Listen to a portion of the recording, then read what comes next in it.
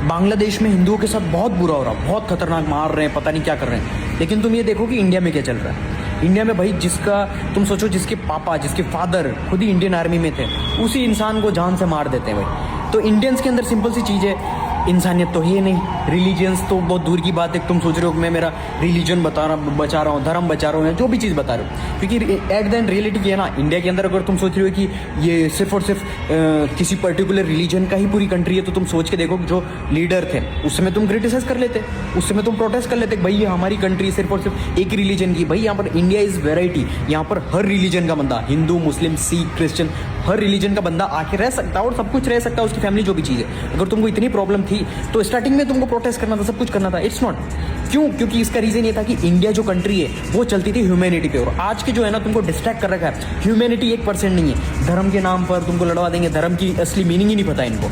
जो तुम पता है ना कि कोई भी ऑफेंड हो जाएगा कि ऐसे कैसे बोल दिया धर्म। What is the real meaning of धर्म? कमेंट करना मुझे एक बार। धर्म की रियल मीनिंग जो तुम सोच रहे हो ना, वो नहीं है धर्म की।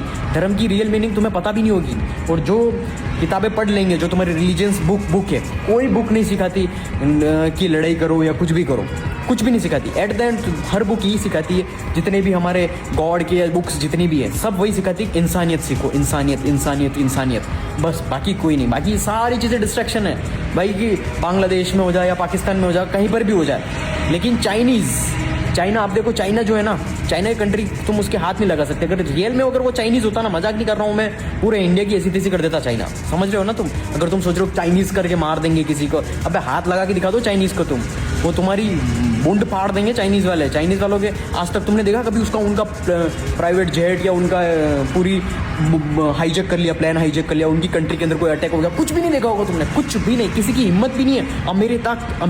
अमेरिका रशिया की भी औकात नहीं है उसकी उंगली कर दे। समझ रहे हो ना कि पावरफुल अंदर से बना जाता है। और इंडिया के जो दुश्मन है ना, वो इंडिया खुद ही है। इंडिया के जो लोग हैं ना, वही हैं।